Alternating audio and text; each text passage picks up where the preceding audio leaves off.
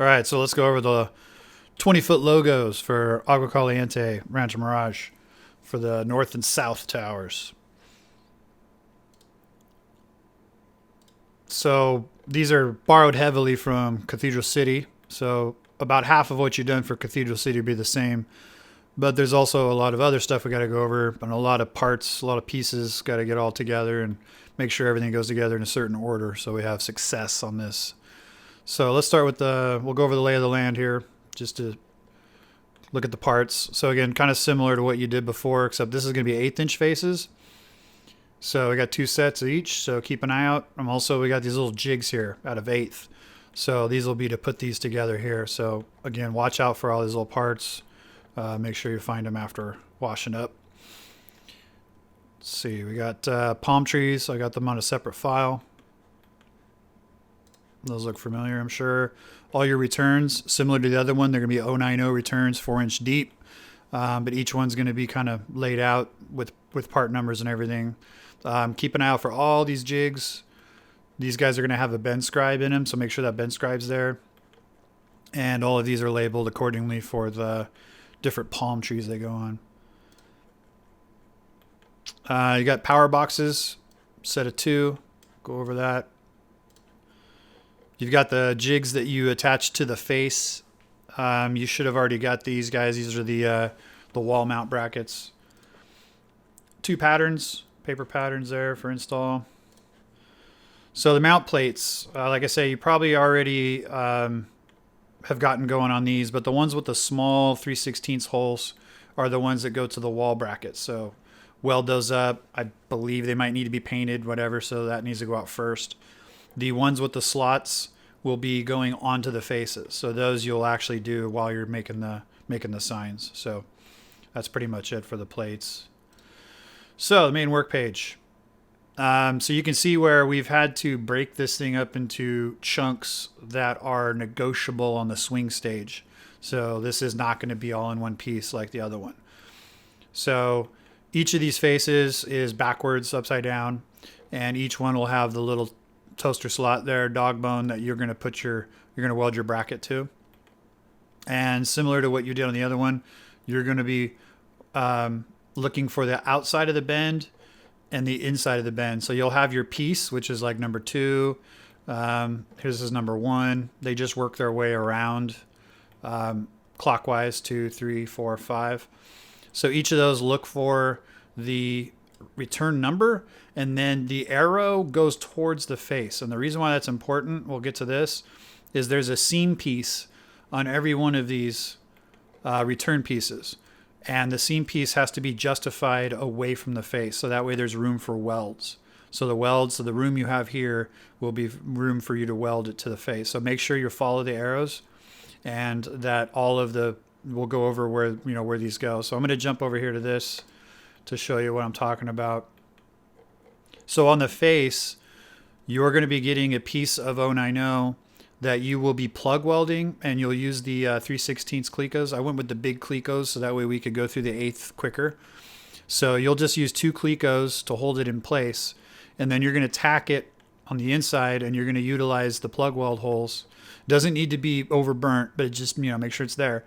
And then this will stick out as a tab that will allow install to come through, and you're going to shoot number 10 self-tappers through the face, and that's going to catch the that plate. So the plate's not going to have any holes in it, because that way it can be just a little off or whatever, so that way you can kind of choose your own adventure and make your own holes. So you're going to have a face plate jutting up, and then each of these little pieces will be on the side on the return. So that's this guy here. So you're going to have one of these that's going to have a bend. You're just going to put like 2 degrees on this thing. All you need to do is bend it down just a little bit.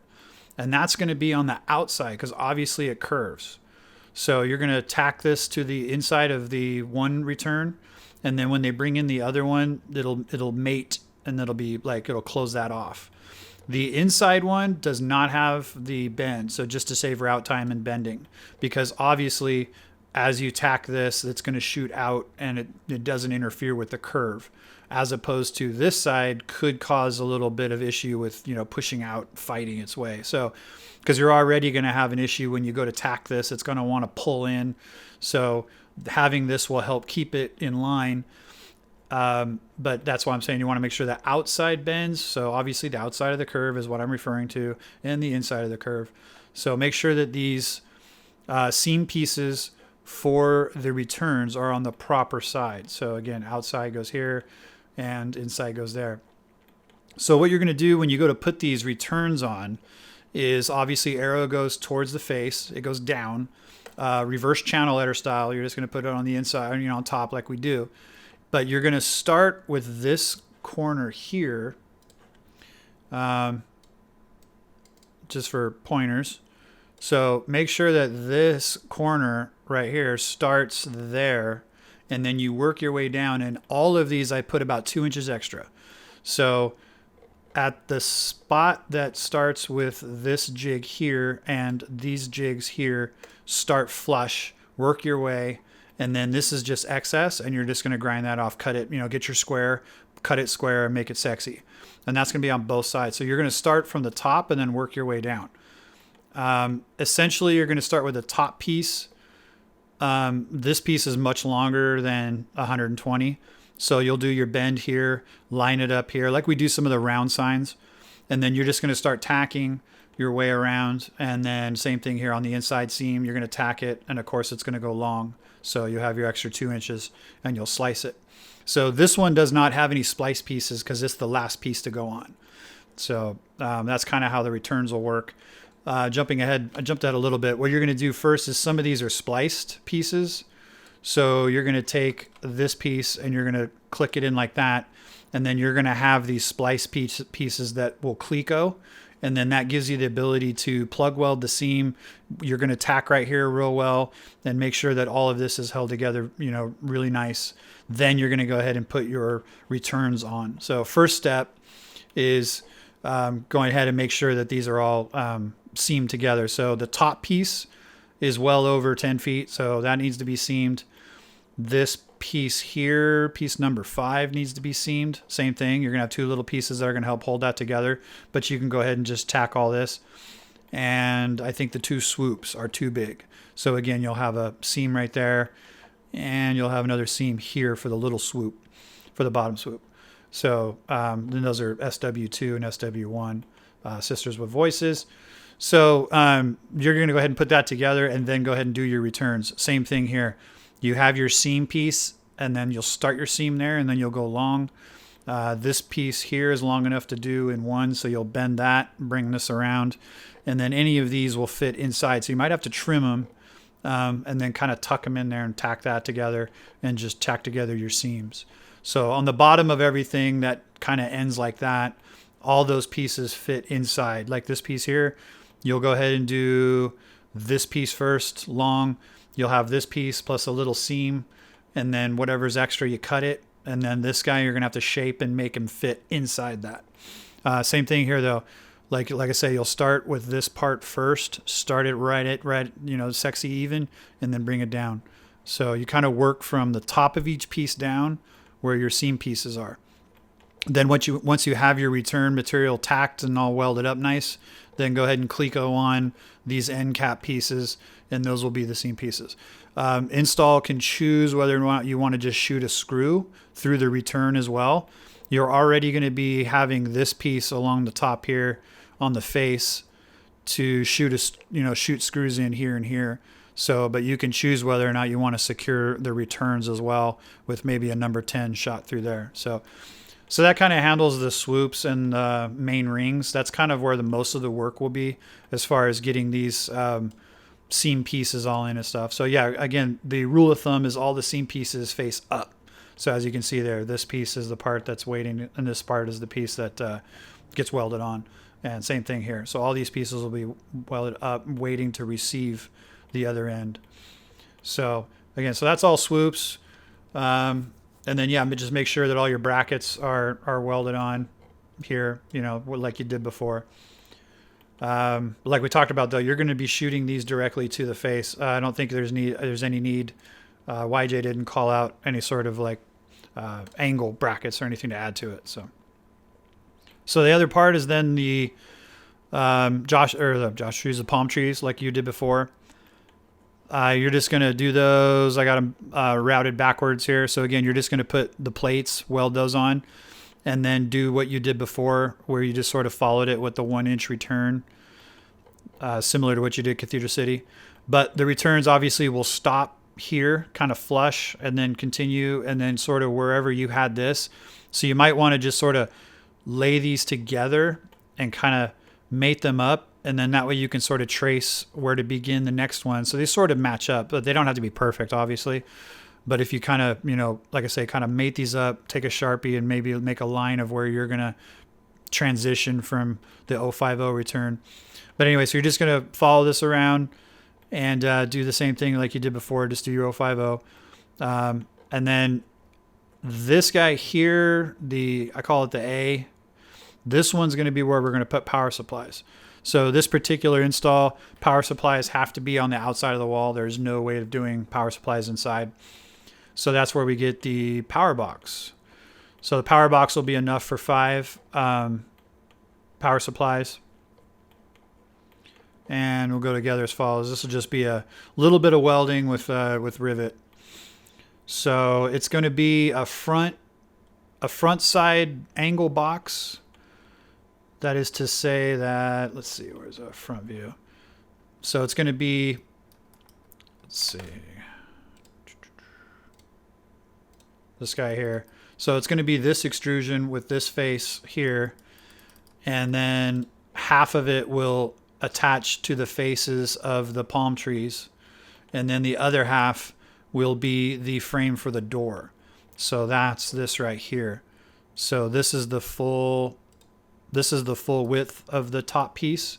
So half of it is the 3/16 clecos to allow you to put it in place behind the face, and then the other half will be where the door sits. So that's the door. And then so this will be the opening that you can get to all your power supplies. So what you're going to do is you're going to bend it and stick this inside ring jig is on the face, the angle face part. Go ahead and tack that together, and then you'll have like an open-ended frame. Then what you're going to do is take the inside backer that's in blue here, and it has all these vents, and it's the one with all the holes in it, and that's where the power supplies go. You're going to go ahead and bend up the switch holder. This is the switch holder, and you're going to bend it up to where the rivets will line up with these holes right here, and then the back piece will face into the sign, so that way the switch plate can be mounted from the inside over here, and then this will be where the switch lives, this little birdhouse here. So it's going to be kind of open-ended. It might not touch all the way here, and you can see where it's going to be open on this side, but that's okay.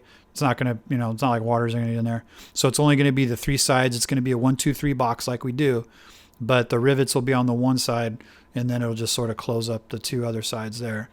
So now we'll have a switch at least on the side. Whether you can actually reach that switch, yeah, whatever. It's way up there. So but the important thing is make sure that this switch box gets riveted to the inside piece first. Then this inside piece that's blue will then slide inside. You'll bend up all 4 sides. All 4 sides will slide into this, and then this piece, all the holes will line up with the backer here. So then you slide it inside this thing. Then you also put the hat on. So you'll have this hat. You see how much it sticks out from the top here. So the top rivets will be going through this, through the blue, and through the red, and this angle here. So again, get some long rivets for this top piece, because this is going to be quite a sandwich. Let's see, where's the top view of that? Yeah. So you've got the top. Then what this is going to do is this is going to create a water kind of shed for the vent holes that we'll have along the top. That's right along here.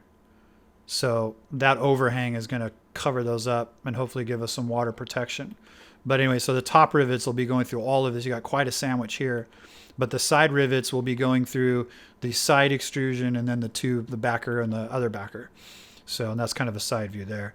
I'm saying forget Lords. We're going to go ahead and just tack it all the way around. I don't think you need to exactly tack this box all the way around, but if you just shoot some like little 1-inch beads here and maybe here and here, but we want to make sure this thing's on there really well. Plus you're going to get, make sure bonding and grounding is also all there, because you're going to have 120 present. Plus, you know, because like if Lords was perfectly on there, it might insulate it from actually being bonded. So go ahead and use the Cleco holes, but you're going to go ahead and tack this thing on. Don't Lords it. And again, you're just going to tack it to the back. So you've got your all your Cleco holes here line up. And again, just put on your plates, do your little surround, and should be good to go. So that's power box, switch holder there. Bottom will have plenty of holes for both ventilation and power out. So once this is all done, once you've got this made, everything's built. Palm trees. So you've got these are your splices for the circle. And then these with the letters here at the different angles. These ones here are for the palm trees. So you're going to Cleco. Let's see, where's our work page for that? Where are we at? There we are. So like A is here. You're going to Cleco these two on and use these as plug welds, and plug weld this on so it sticks up. Then when install goes to put these on, they can shoot through the face and catch these tabs. So again, number 10 self tappers, just shoot them on right there. But what you'll be doing fabrication is Cleco, use the Cleco holes, and you're going to Cleco on that tab, tack it on, and then install is going to be able to shoot screws right through the face and be able to connect these seams. So now bringing that up, once all of these things are put together as far as install is concerned, what we're going to want to do is probably make sure that these are, that these are like well caulked to make sure. So this will give you light block, but you've got about 3/8 of an inch to 1/2 inch right here where you might have something. So we definitely want to be able to get in there and take care of this right here. And then you're going to have to go around the corner on the side, because those guys there will probably have another 1/2 inch or so where light could get right there. So this is just a corner you got to sort of maybe put a little smudge on. But otherwise this should block light okay. So might have to just run a finger down that side. So we want to bring some dark colored caulk for some of these seams for light leaks. Same thing with the palm trees. The palm trees will have enough for structural, but you could have this right here is enough for light, but I didn't know how far over the 050 would be. So just going to have to bring some caulk to seal all that up. So just a little install action. As far as install is concerned, you've got your, got your pattern. You'll have all your plates all laid out where everything goes. Power will live here. So if we could get power to that before they put the foam back up, that's where power lives. And then that will go to the back of the box. Right. Let's see, right here. So we have a hole there, but the back of this box is completely, so this red here is fair game. You have 3/4 of an inch of space between this backer that actually holds all the power supplies. So between this backer here, which is in front of this backer, you could theoretically drill a hole wherever you need to. Feel free to be able to, if you have to measure off this point, and if something doesn't quite line up, you can sort of cut a hole anywhere you need to. And then these will be openings to that back there, so you could sort of reach in and make it work. So there's hopefully enough leeway and room to move around and try to freestyle if we have to on that. So, but somehow you just need to get power somewhere in this box here. So anywhere in this palm tree, the primary power.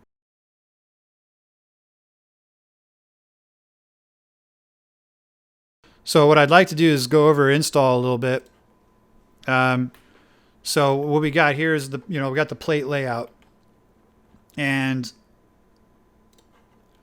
so since we're going to be working off that swing stage, supposedly working our way up, This isn't to scale. I'm just saying it's going to be a big box you're working on. So the idea is to install these in a certain order. So you start with these guys here, and then you can work your way up. And I tried to make the pads utilize gravity. So you'll set the sign down on the pad. So the pad that's on the wall will be below the pad, that is actually welded to the sign itself. So that's, let's go to the mount plates work page. So you can see where this red skeleton one is actually what's welded to the sign itself. The green is what's welded to the wall, or mounted to the wall. So you can see where I tried to use gravity. So you put that on there and plonk, and then I tried to make it to where the sign itself, the part that you shoot through this one, is accessible. So I tried to make them accessible. Like this one here, you'll have to make sure that you do this in the proper order. I think you're going to want to install this one first. I know I have it on this other one from the other time, but I kind of did this before, just kind of spitballing. So, but what really looks like it's going to work is this one goes first because, again, I'm trying to utilize gravity. So this will be the sign plate that sits on the wall plate. So before you install this top one, you would install this one, shoot screws, and then shoot screws. And then you can bring this one in, shoot screws from the top, shoot screws from the top. Then you bring in the palm trees and stuff. But you're going to have to make sure, again, I'm going to make sure that you understand. I'll do a little icon thing. And if you follow that, because you want to make sure that when you install these, you're on the right side of the plate. So I'm going to go ahead and make sure that these are properly aligned for you. And that way you'll kind of know which way to shoot your screws and make sure that you're on the right side of the plates. Because if you're on the wrong side of the plates, then the whole thing will be off a 1/4 inch, which could be kind of bad. Like if this is installed on the other side of the plate improperly, then this could not line up, not right. Same thing here. You want to make sure this curve follows. So we got to make sure we're on the right side of the plates. So anyway, so I'm going to make a guide like that. And if you kind of follow which direction to shoot from, I tried to lay these out based on the fact that you would have minimal access to get to these things. So you're going to want to make sure that these are 1/4-20. So you're going to need a 3/8 driver, but you're going to want to hit some McMaster car and get some long driver bits to make sure you can get in there, magnetic bits to reach in. Some of these you're looking at, 12 inches. So if you make sure you have a 12-inch driver bit, you should be able to reach in there and shoot these screws in just right. And then as far as wiring layout is concerned, but anyway, so what I was saying is you're going to work your way up. So install this guy, install this one, install this, and just kind of work your way up. And each of these shouldn't be in each other's way. So you can install this, and then bring this in, and it shouldn't conflict if you just work your way up. And then the last crowning piece will be this one. And again, your splice pieces will be sticking out positive here to the negative side there. So anyway, so that should handle that. And then as far as wiring is concerned, I've got the LED estimate here, which helped me lay it out. So the way I kind of have it broken up is one palm tree will be one power supply. The next palm tree and, trunk will be one power supply. And then this guy here and these swooshes could all be one power supply. And then from there, the two rings will have to be two separate because we'll have LEDs on one side and LEDs on the inside and the outside. So that could be ring 1 and ring 2. So I have palm 1, palm 2, and palm 3 plus swooshes. So you'll just have to kind of just run a little wire across, hide it. As far as wiring is concerned, that brings that up. I went ahead and I made some hooks that hopefully will work since you're going to be bringing wire from inside here. Like let's say you have these two runs. You have LED run here, LED run here. You're going to bring these in and get them into this palm tree here. So since these were going to have continuous returns all the way around, I went ahead and made openings. So I made an opening here for wire to come through. And then I went ahead and made cable hooks. So theoretically, You can bring the cable. This will be towards the wall. This will be the welded face. You can bring cable in and kind of hook it in, and zip tie it or kind of reach. But I know you'll be reaching in, sort of working blind. But this will allow you to sort of hook wires in there, and hopefully they'll stay. So I got sort of wiring routing going. So where this guy is here, that's this piece here. Where the wiring is going to be coming through here. I have a big opening there, and I have a cable hook here in case you bring in wire through that way. But I think you should be able to do wiring from here. And this guy here, again, you're just going to have to sort of jump the wire and maybe bring some paint, touch that up. Same thing here, though. I have wire hooks here and here. So when you're bringing wire through here, we've got the hooks. Let's see, where are they? There you go. So I have cable hooks there and cable hooks there, which will correspond to the wire for these two. So you should be able to bring your leash, hook it in there, and then just sort of double stick tape, work it over to this particular one and find your power supply. So in essence, install, you're just gonna have to work your wires and try to get them over to here as best you can.